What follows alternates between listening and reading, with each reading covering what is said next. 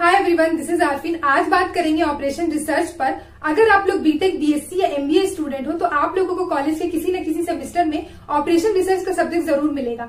मैं एक BTech computer science graduate हूँ और मुझे ये सब्जेक्ट कॉलेज के 5th सेमेस्टर में मिला था।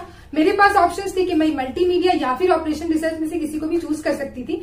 मल्टीमीडिया को मैंने इसलिए चूज नहीं किया था क्योंकि जब मैंने फर्स्ट टाइम इसकी बुक देखी तो मुझे लगा कि ये काफी थ्योरेटिकल पेपर है जिसमें थ्योरी ज्यादा और न्यूमेरिकल्स कम है। बट उसी के अपोजिट ऑपरेशन रिसर्च में मुझे ऐसा लगा कि this is something full of mathematics, statistics and numericals. So I decided to choose operation research instead of multimedia क्योंकि मुझे ये थोड़ा ज्यादा इंटरेस्टिंग लगा। आज की वीडियो में ये जानेंगे कि ऑपरेशन रिसर्च है क्या और इसमें हमें कितना थ्योरी और कितना न्यूमेरिकल्स को पढ़ना पड़ेगा।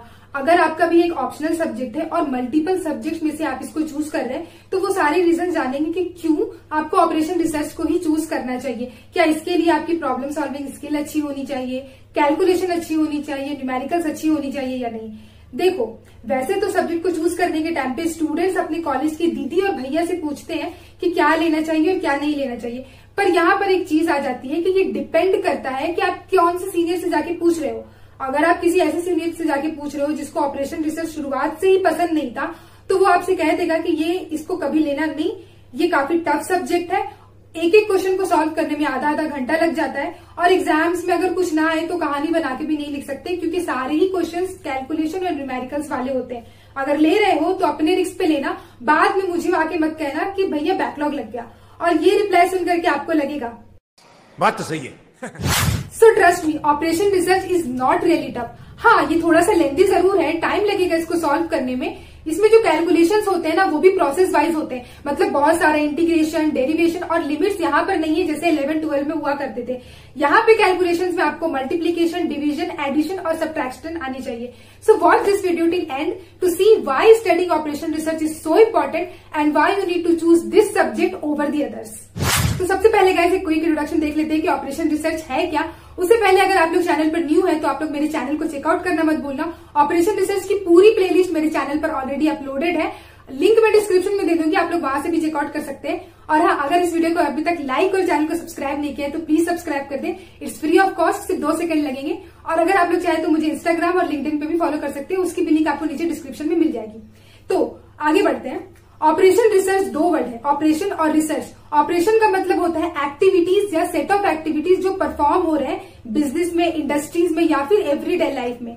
आसान भाषा में समझे तो मान लेते हैं कि हमें एक एक्टिविटीज परफॉर्म करने है, हमारे पास एक टास्क है, जैसे कि हमें खाना बनाना है। तो खाना बनाने में क्या है, हमें डिसीजन लेना होता है कि कब हमें पानी डालना है, कब हमें नमक डालना है और हमें कितने हीट पर पकाना है। सेम चीज हमें बिजनेस इंडस्ट्रीज में भी देखने को मिलता है जहां पर हम कोई टास्क परफॉर्म कर रहे होते हैं और उसमें हमें डिसीजन लेना होता है कि हमें डिसीजन लेके ये फाइंड आउट करना होता है कि हमें कैसे कम से कम कॉस्ट में ज्यादा से ज्यादा प्रॉफिट कर पाए अपने बिजनेस के लिए, जिसमें हमें ये डिसीजन लेके पता करना है कि कितने रिसोर्स डालें, कितना टाइम लगाएं और क्या करें कि हमारा प्रॉफिट मैक्सिमम हो जाए। और रिसर्च का मतलब ये हुआ कि इन चीजों को हम लोग एक सिस्टमैटिक प्रोसेस में करेंगे। इन ऑपरेशंस में हम लोग मैथमेटिकल टेक्निक्स को ऐड करेंगे ताकि हमारी चीजें ऑप्टिमाइज्ड रहे।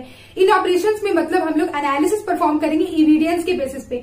अगर एग्जांपल से समझे तो मान लीजिए हमें 1 से लेकर के 10 तक के नंबर्स को ऐड करने, तो हम क्या कर सकते हैं, हम 1 + 2 + 3 करके 10 तक के नंबर्स को मैनुअली ऐड कर सकते हैं। पर रिसर्च ये कहता है कि अगर हम ऐसा करते हैं तो हमें इसमें काफी ज्यादा कॉस्ट, हमारा काफी टाइम और काफी रिसोर्स लग जाएगा। तो इसके हम लोग क्या कर सकते हैं, हम लोग फॉर्मूलाज को यूज कर सकते हैं। सम ऑफ द सीरीज का फॉर्मूला जो होता है, first term plus last term into number of terms divided by 2 को यूज कर सकते हैं। इस फॉर्मूला को यूज करने से हमारी टाइम, हमारी कॉस्ट, हमारा रिसोर्स बचेगा और खास करके ये तरीका ऑप्टिमाइज्ड भी रहेगा। तो ओवरऑल ऑपरेशन रिसर्च का मतलब हुआ डिसीजन मेकिंग के प्रॉब्लम में मैथमेटिकल टेक्निक्स को ऐड करना ताकि हमारा मैक्सिमम प्रॉफिट हो कम से कम कॉस्ट में।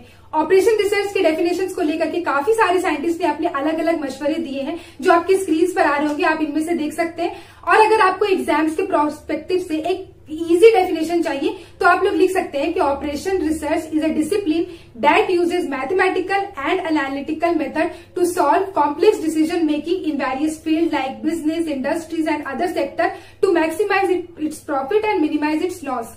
The primary goal of operation research is to find optimal solution. इसी तरीके से ऑपरेशन रिसर्च के हर एक चैप्टर में हम लोगों को एक वर्ड बार बार सुनने को मिलेगा, ऑप्टिमाइजेशन। है क्या ये ऑप्टिमाइजेशन? ऑप्टिमाइजेशन का मतलब हुआ कि बेस्ट पॉसिबल सॉल्यूशन को फाइंड आउट करना। वो सॉल्यूशन इतना बेस्ट होना चाहिए कि उससे ज्यादा बेटर सॉल्यूशन एग्जिस्ट ही ना करे। फॉर एग्जाम्पल, मान लीजिए कि हमें वेस्ट बंगाल से एक सामान को कर्नाटका पहुंचाना है, तो उसके लिए हमारे पास मल्टीपल रास्ते हैं। हम लोग बाई प्लेन पहुंचा सकते हैं, हम लोग ट्रेन से भेज सकते हैं, हम लोग इंडिया पोस्ट से कुरियर करवा सकते हैं, या फिर हम लोग एक पर्सनल ट्रक ड्राइवर को हायर कर सकते हैं और हम लोग बाई ट्रक भी अपने सामान को पहुंचा सकते हैं। पर इन सारे सॉल्यूशंस में से, इन सारे तरीकों में से वो एक सॉल्यूशन होगा ऑप्टिमाइज सॉल्यूशन, जिससे हम लोग कम से कम कॉस्ट में जल्द से जल्द अपने सामान को सेफ्टी के साथ डेस्टिनेशन पहुंचाते हैं। तो वो जो सॉल्यूशन होगा उसको बोलेंगे हम लोग ऑप्टिमल सॉल्यूशन। तो इसी तरीके से ऑपरेशन रिसर्च में हम लोग जितना भी न्यूमेरिकल को सॉल्व करेंगे उसमें हम लोगों को सभी में ऑप्टिमल सॉल्यूशन निकालना होगा। मतलब हम लोगों को प्रॉफिट को मैक्सिमाइज करना होगा और कॉस्ट को मिनिमाइज करना होगा। अब बात कर लेते हैं ऑपरेशन रिसर्च के चैप्टर्स पे। तो पहला चैप्टर होगा हमारा लीनियर प्रोग्रामिंग प्रॉब्लम का। इस टाइप के प्रॉब्लम्स में हमारे पास जो क्वेश्चंस होते हैं वो या तो इनइक्वालिटी या इक्वालिटी के फॉर्म में होता है या फिर स्टेटमेंट के फॉर्म में होता है। चलो हटाओ इन सबको, ये समझते हैं कि करना क्या है। तो LPP यानी कि लीनियर प्रोग्रामिंग प्रॉब्लम के हमारे पास जो क्वेश्चंस होते हैं उनमें हमारे पास रिसोर्स दिए होते हैं कि हमारे पास इतने मशीन्स है, इतने एम्प्लॉय है और इनको यूज करके हमें टारगेट पूरा करना है। टारगेट क्या है? टारगेट ये है कि हमें कितने रिसोर्स को कितना यूज करें, जैसे कितने मशीन यूज करें, कितने एम्प्लॉय को काम पे लगाएं कि हमें मैक्सिमम प्रॉफिट हो जाए। अगर न्यूमेरिकल के प्रोस्पेक्टिव से समझे तो हमें ये फाइंड आउट करना होता है डिसीजन वेरिएबल। डिसीजन वेरिएबल मतलब जैसे मैंने अभी बोला कि दो रिसोर्स है, मशीन्स और एम्प्लॉय। तो इन रिसोर्सेस में से हमें कितने मशीन और कितने एम्प्लॉय को काम पे लगाना होगा कि हमें मैक्सिमम टारगेट मिले।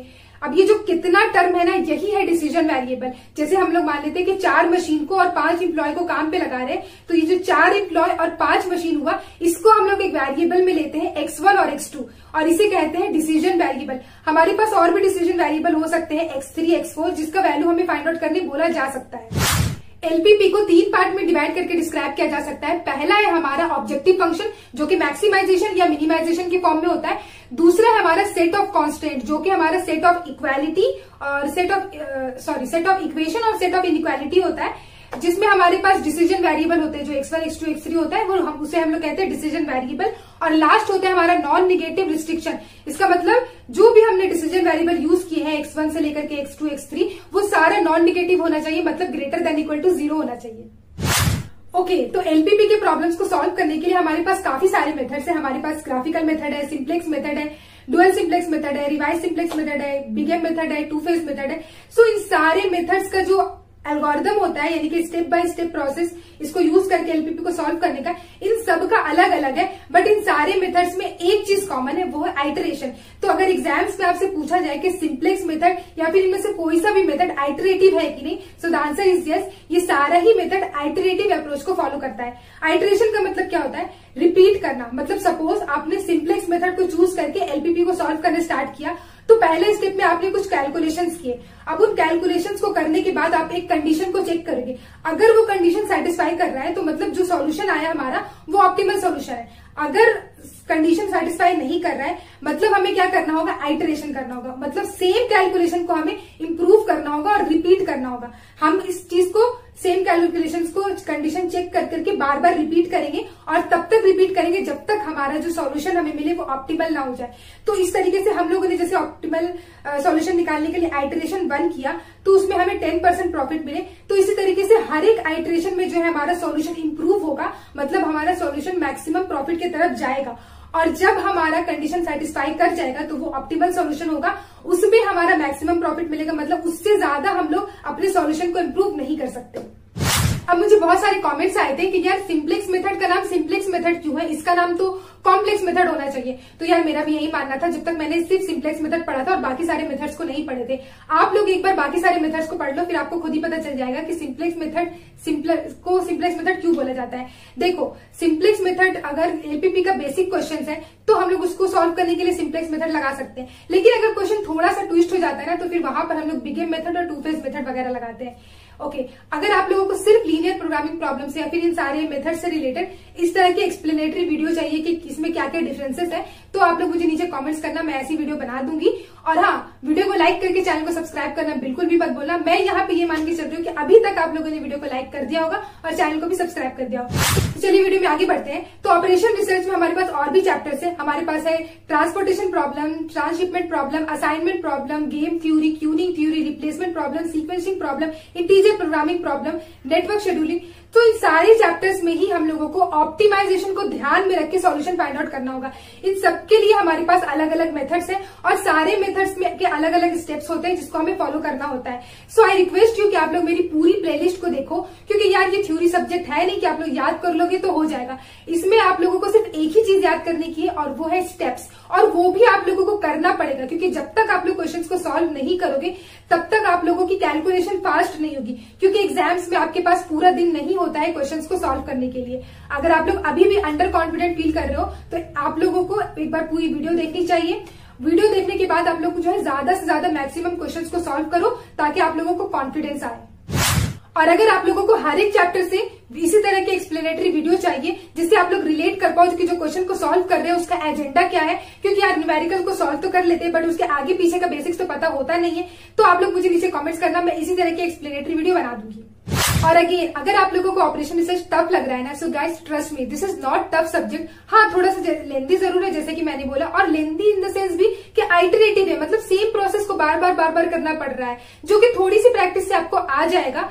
और हाँ, अगर आप लोगों में से कोई ऐसा स्टूडेंट है जिसका बैकलॉग आया और आप लोग ये सोच रहे हो कि आप लोग को बैकलॉग इसलिए मिला क्योंकि ऑपरेशन रिसर्च टफ सब्जेक्ट है, so guys this is not the reason. The actual reason is कि आपने पढ़ाई नहीं की थी, आपको कॉन्सेप्ट पता नहीं था, आपने कैलकुलेशंस किए नहीं थे, आपने प्रॉब्लम्स को सॉल्व किया ही नहीं था और एग्जाम्स में चले गए थे।